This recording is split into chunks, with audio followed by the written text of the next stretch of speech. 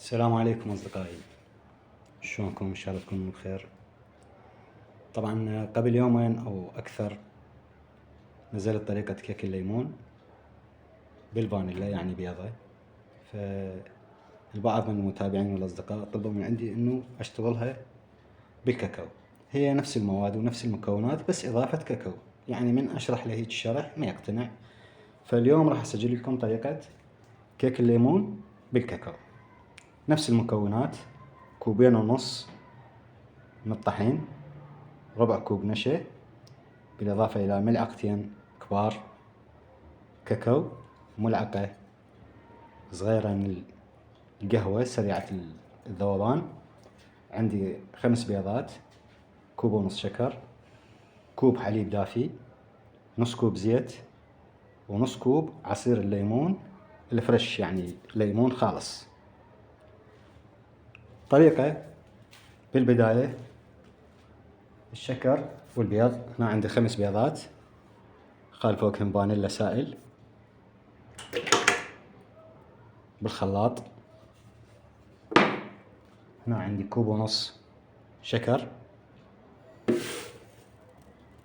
راح نضربهم لمدة 5 دقائق. البعض من المتابعين طلبوا انه اكتب المقادير بصندوق الوصف. طبعا المقادير عادي يعني اكتبها، بس اكو طريقة عمل، يعني مو مقادير فقط. اكو ناس تجي تاخذ المقادير وتروح تشتغل بكيفها، فمن تفشل عندهم الطريقة يقولون انه هذه الوصفة مو صحيحة. فلهذا السبب اني ما اكتب المقادير بصندوق الوصف، مع الشرح وبالفيديو كل شي واضح، ودا اوضح بكل التفاصيل. هسه نضرب البيض والشكر 5 دقائق ونرجع لكم، لان صوت الخلاط شوية قوي.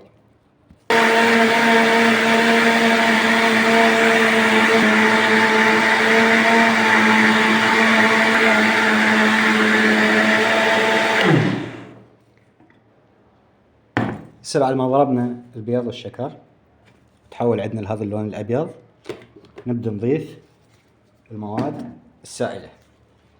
عندنا عصير الليمون نص كوب، نص كوب زيت، والحليب كوب بشرط ان يكون دافي.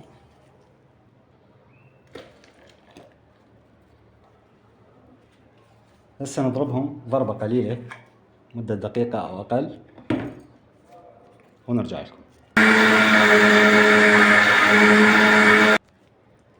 هسه بعد ما ضربنا كل المواد السائلة بالخلاط راح نضيفهم بلنجانة. يخلص دور الخلاط هنا، نجي للمواد الجافة اللي هي كوبين ونص من الطحين، وربع كوب نشا،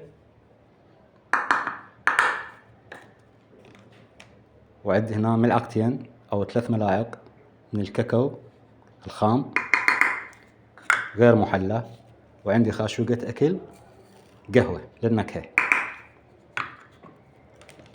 ظرفين فانيلا أو العفو بيكنج باودر. هاي ظرفين بيكنج باودر.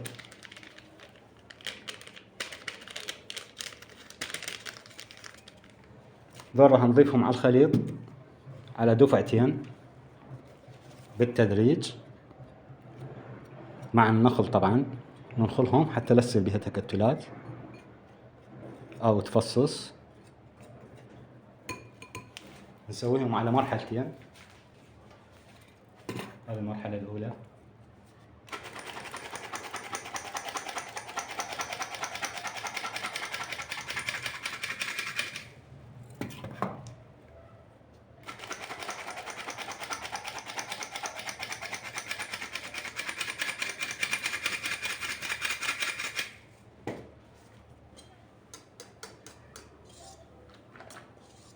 بعد ما نشوف ان الطحين اختفت نرجع نضيف الكمية الباقية.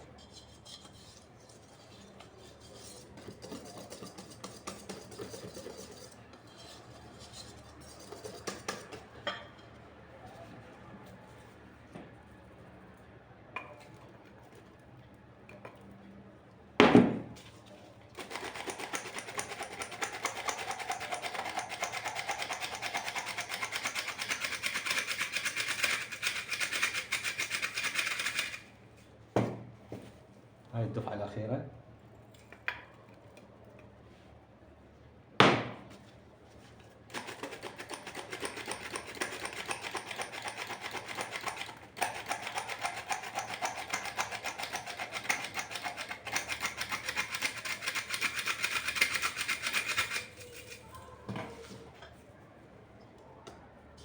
نمزجهم زين إلى أن يختفي عندنا الطحين. يصبح عندنا الخليط جاهز، نضيفه بالقالب. مثل ما وضحنا لكم بالفيديو السابق انه الفرن لازم يكون قبل لا نشتغل نعيد الفرن العفو على درجة حرارة 180 من الأسفل فقط، ومجهزين القالب حتى ناخذهم مباشر بالفرن. هسه هنا الخليط عندي جهز، أنا مجهز الفرن ومجهز القالب. هنا عندنا القالب، حجم القالب هذا 25، لأن الخليط كبير.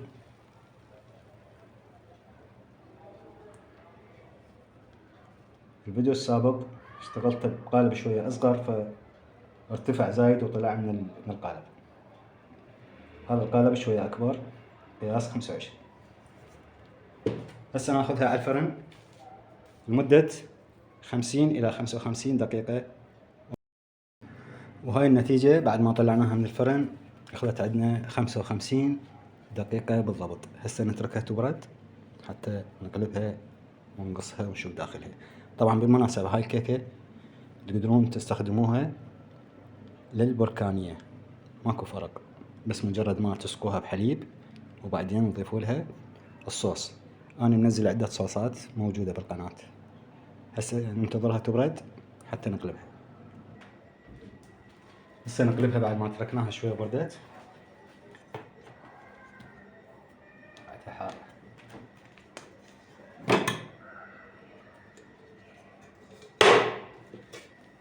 وهذه هي النتيجة النهائية. شوفوا شلون تخبل، يمه يمه يمه يمه. نفتحها.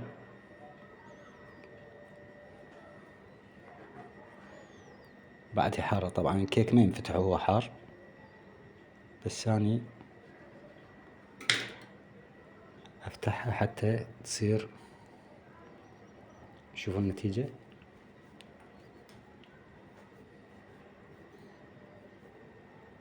هاي هي. تحياتي للجميع، أخوكم طائر جنوب، مع السلامة.